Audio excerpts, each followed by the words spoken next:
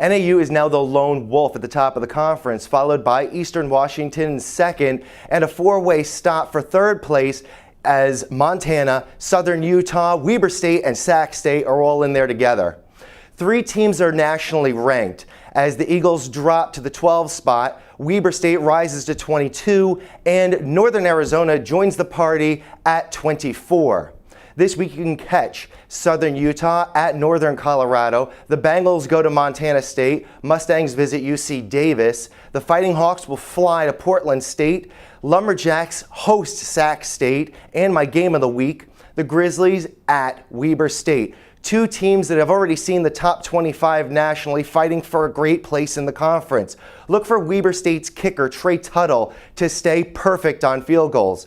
For everything you need to know about the Big Sky, go check out the website, BigSkyConf, that's CONF.com. For the conference Whiparound, I'm Anthony Crescenzo.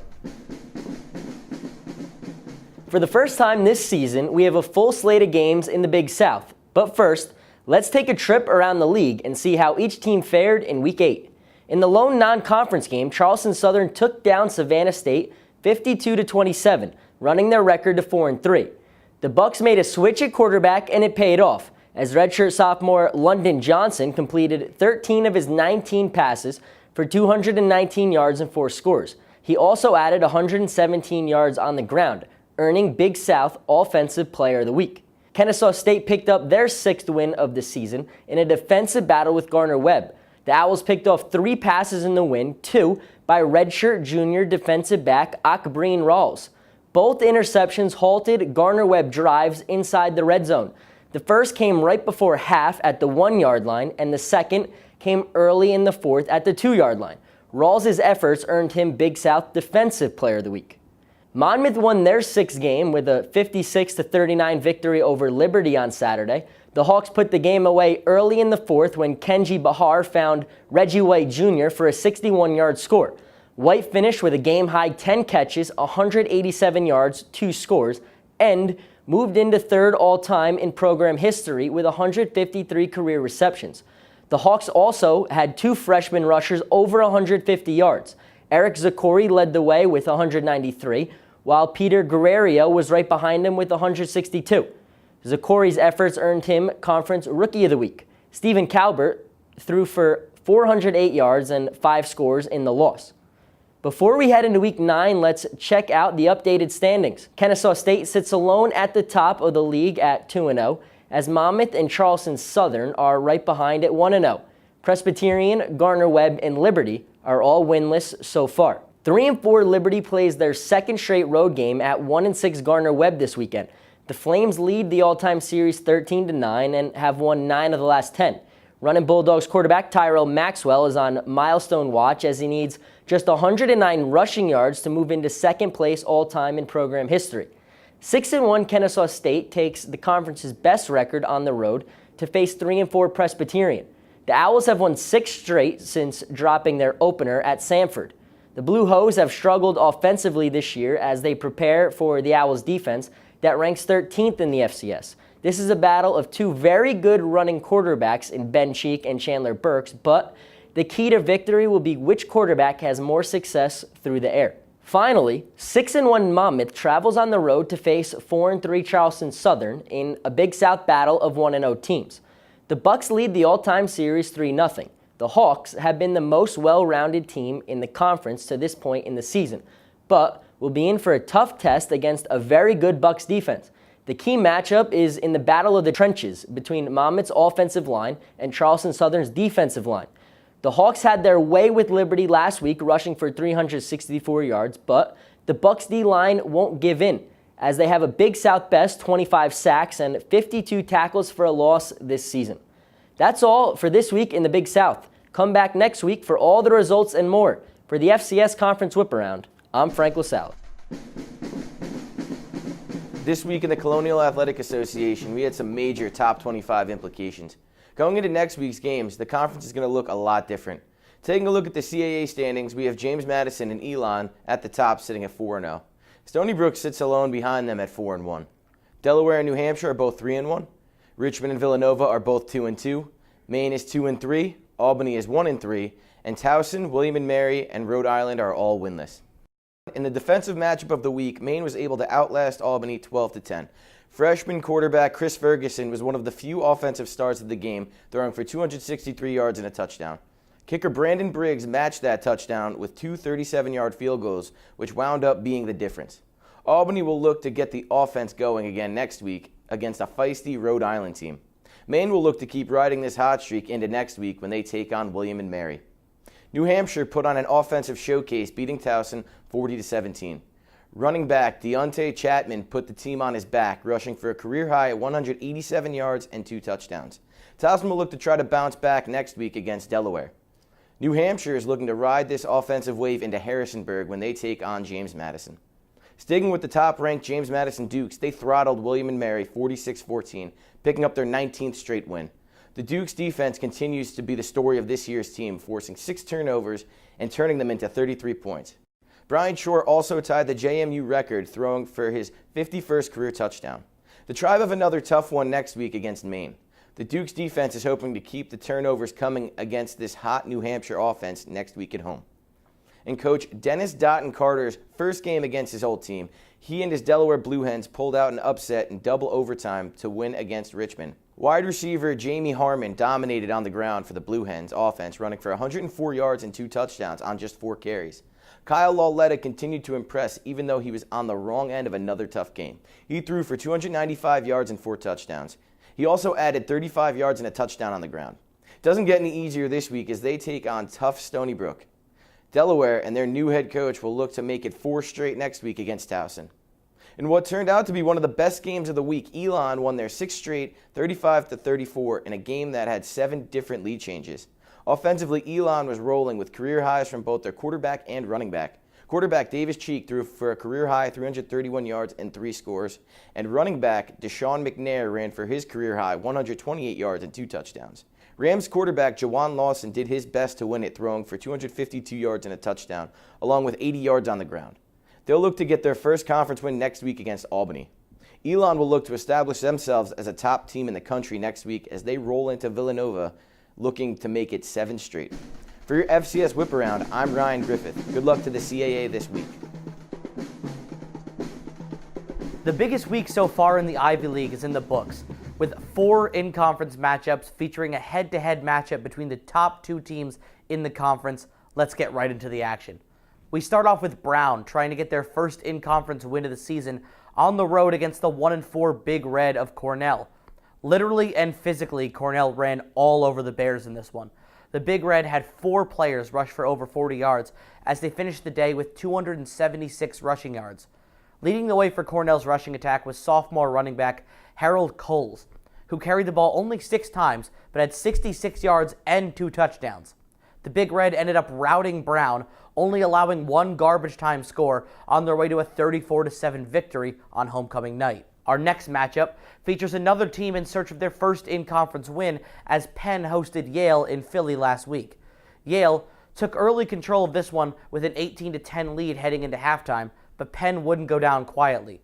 The Quakers recovered 2 fumbles in the 4th quarter, setting up 2 scores and a Jack Soslow field goal and a 2-yard touchdown run by Trey Solomon. Just like that, Penn found themselves leading 19-18 with 9 minutes left to go in the game. Just as quickly as they got the lead, Penn surrendered it, as Kurt Rawlings drove Yale 80 yards down the field, capping off the drive with a 4-yard touchdown pass to Christopher Williams-Lopez to give Yale their final lead of the day as they take this one 24-19 over Penn. Some good news for the Penn side, though. In this game, senior receiver 2016 Walter Payton and Doris Robinson Award finalist Justin Watson caught 10 passes for 120 yards and a touchdown. Watson set the Ivy League record for the most 100-yard receiving games in a career as Saturday marked his 16th career game, going over the century mark. Also, his score tied a school record for consecutive games with a touchdown catch, as this was his 6th straight game with a receiving touchdown and the 27th of his career, which also tied a school record. Next, Princeton took a drive up to Cambridge to take on Harvard last week. Princeton never gave Crimson a chance in this one, as quarterback Chad Kanoff went off, throwing for 421 yards and 2 touchdowns, completing his first 21 passes. receiver Jesper Horsted benefited the most from this outstanding performance as he snagged 13 catches for 246 yards and 2 touchdowns. Princeton went on to put up 50-plus points for the second consecutive week as they squashed Harvard 52-17 in this one. For his efforts, Knopf earned himself FCS Offensive Player of the Week. Not only did he complete his first 21 throws, but he ended the day completing 31 of his 35 attempts. That's an 88.6% completion percentage, which was good enough for second best all time in the FCS, just 0.3 behind the record set by Richie Williams of Appalachian State. Finally, we ended off with the biggest game of the year so far in the Ivy League. The undefeated Columbia Lions traveled to New Hampshire to take on the Big Green of Dartmouth in a matchup of first place in the Ivy League. It feels like every week I say this, but Dartmouth found themselves in a nail-biter.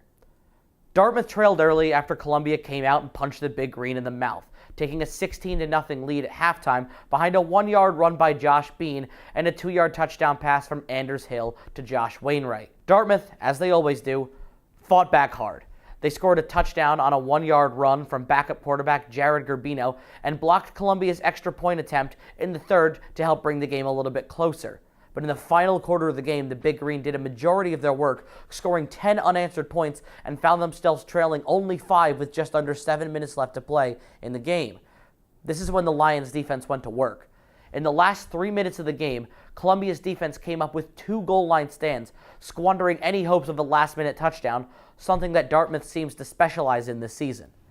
The Lions would hang on to win this game by the score of 22-17 and become the only team to still be undefeated in the Ivy League.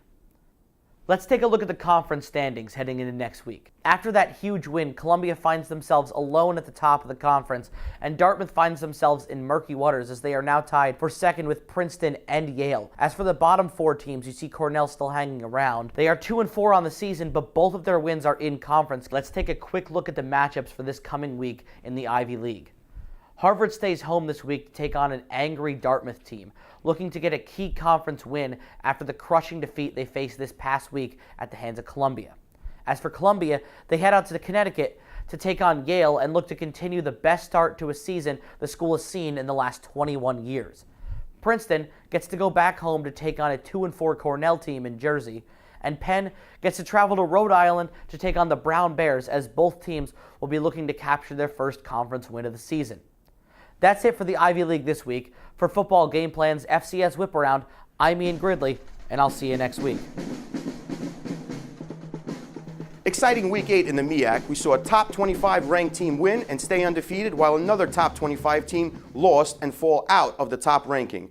12th ranked North Carolina A&T rallies late as quarterback Lamar Raynard throws 3 touchdowns and they top Bethune-Cookman 24-20 to stay unbeaten. 25th ranked North Carolina Central goes down at home against Norfolk State. Juwan Carter throws for 230 and 4 touchdowns as the Spartans hold off the Eagles and snap their 18-game conference winning streak, knock them out of the top 25, and hurt their chances to play in the Celebration Bowl. Kalen Newton's 4 touchdowns ignites Howard for the victory. Hampton wins along with Delaware State, who earned their first victory of the season. Winless Savannah State goes out of conference and loses again as Charleston Southern puts up 52 to beat the Tigers. Let's go to the standings as the win by North Carolina A&T bumps them up to 7th in this week's rankings. On the other hand, North Carolina Central falls out of the top 25 as they lose to Norfolk State. Howard, Delaware State, and Hampton all come out victorious in Week 8 conference play. Week 9 looks to be another interesting one in the MEAC. North Carolina Central looks to bounce back as they play host to Delaware State, who earned their first win last week. Savannah State will travel to Norfolk, Virginia, and try to upset the Spartans for their first win of the season. Howard will look for their 3rd straight win as they travel to Orangeburg and square off against South Carolina State. And finally, my MEAC game of the week. Hampton, looking to stay undefeated in conference play, travels to Daytona Beach and faces off against Bethune-Cookman. I'm Arthur Schneiderman for FCS Conference Whiparound. A clash of stats FCS top 10 teams took place this past Saturday as North Dakota State defended its Fargo Dome with a 24-12 victory over Western Illinois. Trailing 12-10 at halftime, the Bison did the only scoring of the second half, putting 2 touchdowns on the board and holding the Leathernecks scoreless. North Dakota State now sits alone atop the Missouri Valley Conference standings, thanks to Illinois State's upset victory at home over South Dakota. The Redbirds jumped all over the Coyotes, taking a 14-0 lead after one quarter, and, despite Chris Streveler's 442 yards passing, holding on for a 37-21 victory, topped off by James Robinson's 87-yard touchdown run. Those two teams are both 3-1 in conference, tied with Northern Iowa, who edged Youngstown State last weekend 19-14.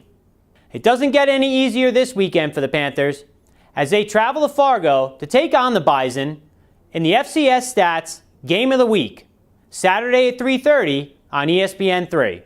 Western Illinois is now part of a three-way tie at 2-2 with Southern Illinois and South Dakota State, two teams coming off decisive victories last weekend.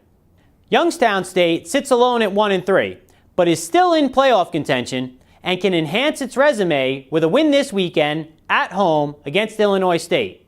For the FCS Conference Whiparound, I'm Luke Jackson. It's never a dull moment in the SoCon as we saw the 16th-ranked Sanford Bulldogs upset the previously undefeated 5th-ranked Wofford Terriers in what was an intense back-and-forth contest. Jordan Weaver's 27-yard field goal with 1 minute and 28 seconds left made the difference for the Bulldogs, who never led by more than a touchdown. This could turn out to be a very important win for the Bulldogs as they look to keep pace in a very competitive Southern Conference. We also had head coaches Bobby Lamb of Mercer and Clay Hendricks of Furman square off in what was a bit of a homecoming for them as both played together at Furman. Hendrick and the Paladins got the best of his old teammate, beating Lamb and the Bears by a touchdown. All right, folks, let's take a look at the standings. The Terriers are no longer alone atop the conference as Western Carolina, Furman, and Sanford all came out with victories this past week, and each are sitting pretty with one loss in the conference as we move on to Week 9. Looking at the Week 9 schedule, Wofford looks to bounce back from a tough loss last week as they visit the Buccaneers of Eastern Tennessee State. VMI is still looking for that first win of the season as they take on the Citadel in the Military Classic of the South. The Chattanooga Mocs, who are sitting at 1-7, look to upset the Sanford Bulldogs and derail their playoff hopes. And coming off a hard-fought win against Mercer last week, the Paladins of Furman have yet another difficult matchup as they travel to Western Carolina to take on the Catamounts this Saturday, which is my game of the week. And my player to watch in this one is the Catamounts dual-threat quarterback, Tyree Adams, who last week threw for 195 yards with a touchdown as well as 70 yards on the ground. With the Paladins defense struggling of late, I expect Adams to put up a nice stat line come this Saturday. Until next week, for the FCS Conference Whiparound, I'm Chris Strover. It's officially crunch time in the college football season, and every game is critical, especially in a very competitive Pioneer League. Last week, Dayton dominated Davidson 48-22. Quarterback Lawson Page was responsible for 4 touchdowns in Morehead State's 29-26 win over Stetson. Campbell suffered his first loss of the year as they were held in check by Butler 37-23. Sean Lynch earned Defensive Player of the Week honors with 11 tackles and 2 interceptions as Drake knocked off Marist in a close one, 19-14. And San Diego romped over Jacksonville. Quarterback Anthony Lawrence had a day, going 18 for 24 with 6 touchdowns in a blowout win. With the win last week, San Diego finds themselves alone at the top of the conference standings, winners of 4 straight. Campbell and Drake are still very much part of the conversation, each with only 1 loss, and Butler is within striking distance at 3-2. Coming up this week, there's some intriguing games on the schedule around the league. Davidson will travel to Des Moines to take on Drake. San Diego will travel to take on Stetson. Dayton will play host to the Butler Bulldogs, and Valparaiso will take on Morehead State. But this week's feature game will be at Barker Lane Stadium as Campbell will look to bounce back against Jacksonville. With both teams with 3 losses, there could be major implications for the winner and loser of this contest in the FCS playoff picture. For the FCS Conference Whiparound, I'm David Hashagen. Last week, we saw a couple of close games and 1 blowout. Colgate defeated Holy Cross 45-7. Fordham beat Georgetown on the road 17-9, and Bucknell held on to win 13-7 in overtime. Colin Jonov returned an interception 95 yards for a touchdown to steal the game late. Let's take a look at the current standings. Lehigh leads the way at 2-0. Then we have two teams tied at 2-1 with Lafayette and Colgate, Bucknell at 1-1, Fordham and Holy Cross tied at 1-2, and Georgetown bringing up the rear at 0-2 in the conference. This week we only have 3 conference games in action, but with only a few games remaining, the stakes are high. In the big game of the week, Lehigh heads to Fordham at 1 p.m. Lehigh wide receiver Troy Pelletier had the game of his life last week with a school record 16 receptions for 197 yards and 4 touchdowns. He also became the Mountain Hawks' all-time leader in receiving yards and tied the Patriot League record for career touchdown catches. Last year in this matchup, Lehigh pounded the rock early and often, accumulating 349 yards on the ground, and Fordham will have to work hard to prevent a repeat this time around. With Fordham's injuries hitting them hard and Lehigh's high-powered offense that is leading the Patriot League in almost every statistical category, this one looks like it's advantage Lehigh, but with the home field advantage, Fordham should keep it close. Bucknell travels to Colgate at 1 p.m. Bucknell will surely be riding high after their walk-off 95-yard interception return touchdown last week, but they come in to face a Colgate team that is red hot. Colgate freshman quarterback Grant Brenneman has been making headlines all season long for his stellar play on the field, and he has the awards to show for it. Brenneman just earned Patriot League Offensive Player of the Week for the first time to add to his laundry list of awards that include Patriot League Rookie of the Week and Stats FCS National Freshman of the Week. Over his last 5 games, Grant has 15 total touchdowns and 0 interceptions, and what more could you ask for out of a freshman?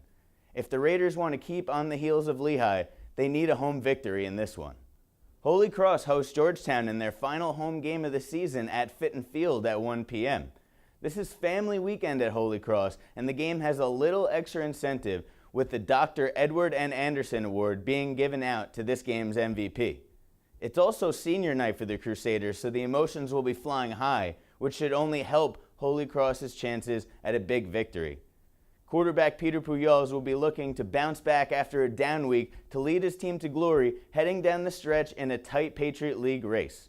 If Fordham can beat Lehigh, the race for the crown will be wide open. After an opening week victory, the Hoyas have gone 0-6, so I expect the Crusaders to make the crowd happy with a victory in this one. With the FCS Conference Whiparound, I'm Chris Victel. In a matchup of the 2 teams that have won the NEC Conference Championship the past 2 seasons, Duquesne asserted itself as this year's team to beat with a 24-7 victory over St. Francis Saturday in Pittsburgh. All the scoring was done in the first half of this game, as St. Francis scored on the game's first possession when Bear Fenimore ran in a touchdown that capped a 55-yard drive. Duquesne would only allow the Red Flash to gain 98 more yards the entire game, while scoring the final 24 to put themselves in a tie atop the NEC standings. As you can see, both Duquesne and Central Connecticut are 3-0, while St. Francis now sits right behind them at 2-1.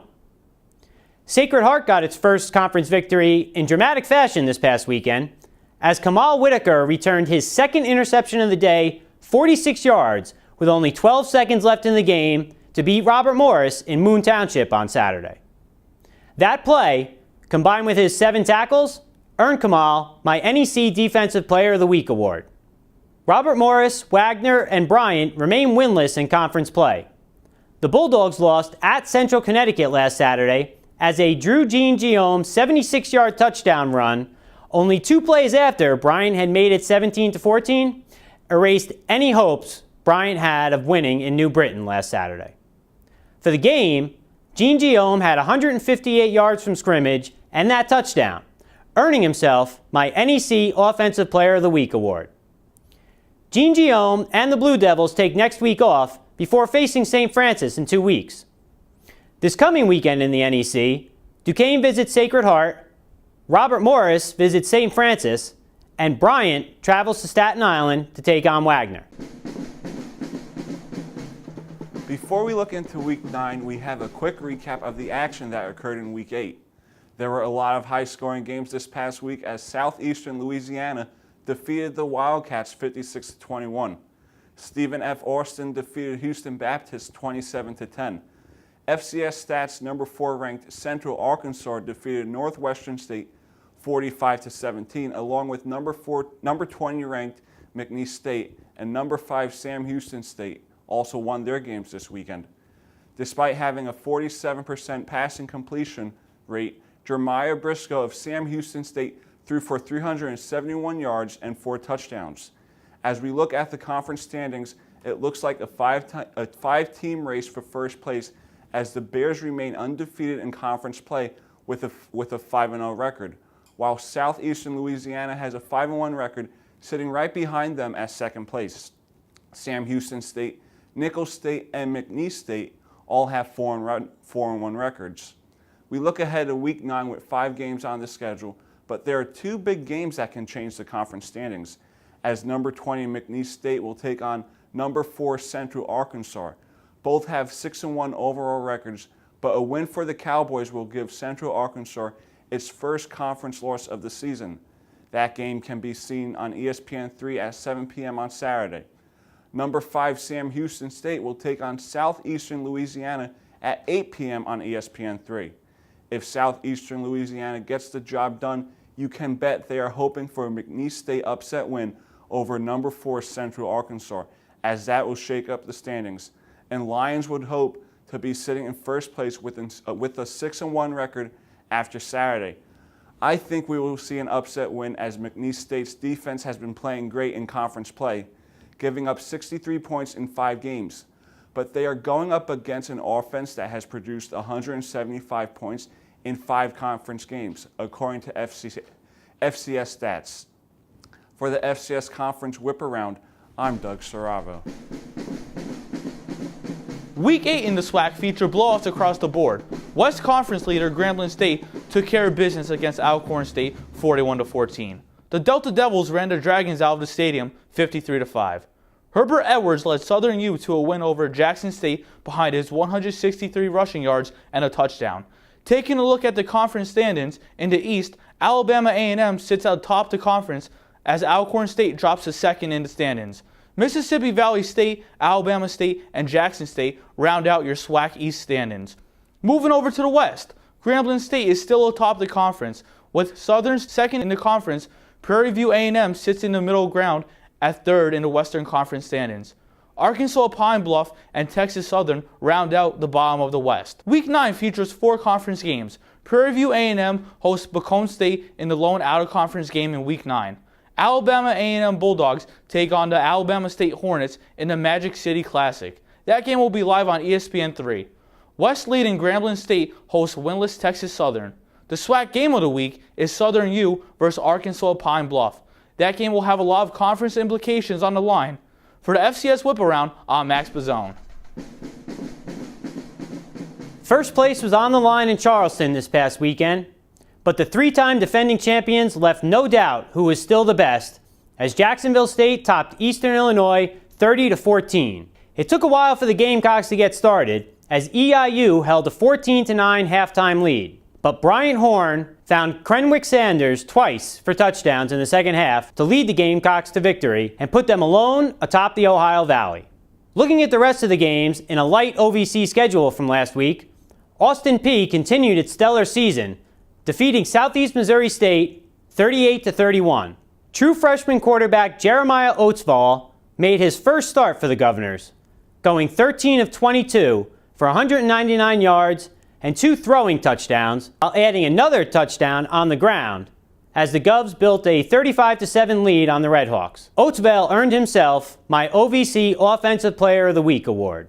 Eastern Kentucky continued its winning ways against UT Martin, defeating the Skyhawks 31-21 on Saturday in Richmond. The Colonels are now 24-4 all-time against the Skyhawks. This time it was thanks to the run game. UT Martin came in with the nation's 5th-ranked defense, but Eastern Kentucky rolled up 229 rushing yards and 4 touchdowns against the Skyhawks, and Corey Glass paced the defense with 5 tackles, a sack, and a forced fumble, and earned himself my OVC Defensive Player of the Week award. Now looking at this week's standings, Jacksonville State sits alone atop the Ohio Valley at 4-0, with Eastern Illinois and Austin Peay right behind them at 4-1. Southeast Missouri and Eastern Kentucky both have 2 wins, though SEMO has a slight edge with only 2 losses. Murray State, Tennessee State, and UT Martin all have 1 win, while Tennessee Tech is still looking for its first victory in 2017. They'll try for it this week at home against Tennessee State. In other action, Southeast Missouri travels to Jacksonville, looking to knock off the conference leader,